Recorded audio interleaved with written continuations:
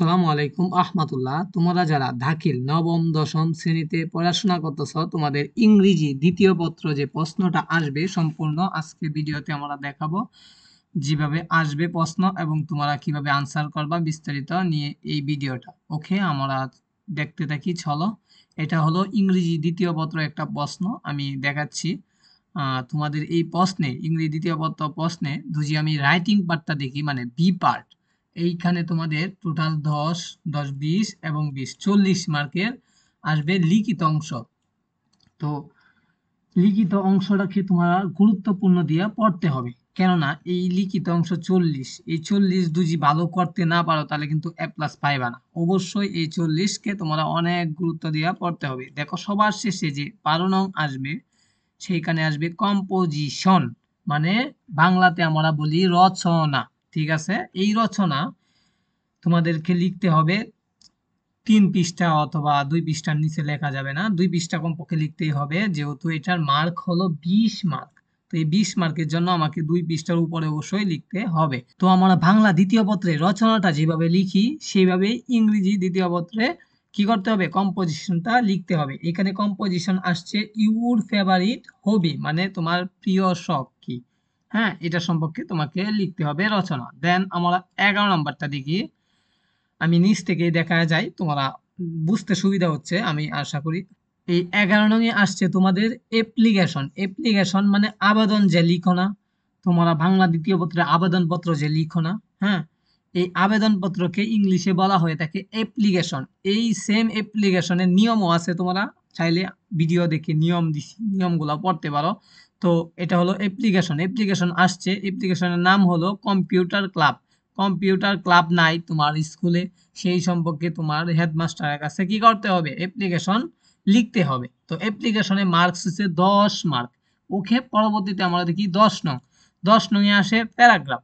Paragraph তোমাদেরকে লিখতে হবে প্রায় 2 পৃষ্ঠার মতো লিখতে হবে, সেইখানে 10 মার্ক পাইবা। প্যারাগ্রাফ তোমরা সুন্দর করে লিখে দিবা যাতে প্যারাগ্রাফে কোনো মার্ক না কাটে। তো এইখানে প্যারাগ্রাফ আসছে এ ফার্মার, হ্যাঁ, একটি কৃষক, এই সম্পর্কে প্যারাগ্রাফ আসছে। ওকে, আমি আশা করি লিখিত অংশটা তোমাদেরকে বুঝাইতে পারছি 40 মার্ক কিভাবে আসবে। তারপরে আমরা দেখি 9 নং। 9 নং এ আসবে প্রাঞ্চুয়েশন, মানে এই ডব্লিউটা দেখো, প্রথমেই একটা সেন্টেন্স শুরু হইলে প্রথমেই কি হয়, অক্ষরটা বড় হাতের হয়, কিন্তু এখানে ডব্লিউটা দেখতাছি আমি কি ছোট হাতের দিয়া তারা লিখছে। তো বুঝতে হবে এইখানে যে ওয়ার্ডগুলা, যেখানে পুল স্টপ বসতে হবে, যেখানে প্রশ্নবোধক চিহ্ন বসবে, যে অক্ষরগুলা বড় হাতের হবে সেই অক্ষরগুলা বড় হাতে দিতে হবে। এটাই হলো পাঞ্চুয়েশন মার্ক। তো এই দেখো আই, এই দেখো আই, আই গুলাও কি হবে, বড় হাতের হবে। আই একলা বসলে বড় হাতের হয়, লাস্টে পুল স্টপ দেয় নাই। তো এটা তোমাদেরকে পরিবর্তন করে লিখলে এখানে 5 মার্ক পেয়ে যাবে। ওকে, আমরা পরবর্তীতে দেখি 8 নং। 8 নং এ কি আসে, 8 নং এ আসে হলো তোমাদের কানেকশন। এই যে দেখো এখানে লেখা আছে কানেকশন লিখা হয়। তো কানেকশনের নিয়ম তোমরা পরে সুন্দর করে কানেকশন আনসার করবা, এখানে 5টা দিলে 5 মার্ক পাইবা। ওকে, পরে দেখি 7 নং। 7 নং এ আসে প্রিপোজিশন। প্রিপোজিশনও একটা গ্রামার অংশ, সেটাও তোমাদেরকে ভালো করে পড়তে হবে, তারপরে তোমরা আনসার করতে পারবা। এরপরে 6 নং সাফিক্স প্রিফিক্স। সাফিক্স প্রিফিক্স আসে, এখানেও 5 মার্ক। এরপরে যদি আমরা দেখি 5 নং ট্যাগ কুয়েশন। ট্যাগ কুয়েশনের নিয়ম অনেক সহজ, আমি আগেও অনেক পড়াইছি। তো ট্যাগ কোয়েশ্চেন 5টা উত্তর করতে পারলে তোমরা কি হবে, 5 মার্ক পাওয়া যাবে। ওকে, আমরা 5 নং পর্যন্ত দেখে ফেলছি। এরপরে পৃষ্ঠা দেখি, এটা হলো প্রথম পৃষ্ঠাটা 4 নং। 4 নং এ আসছে কি সেন্টেন্স কানেকশন। হ্যাঁ, সেন্টেন্স গুলা কি করতে হবে, তোমাদেরকে সঠিক করে লিখতে হবে। ধরো এইখানে চাইছে নেগেটিভ, এই যে সেন্টেন্সটা দেখছো, man is the best creation of good, এই যে সেন্টেন্সটা, এটাকে আমাকে নেগেটিভ করতে হবে, মানে নটযুক্ত বাক্য তৈরি করতে হবে।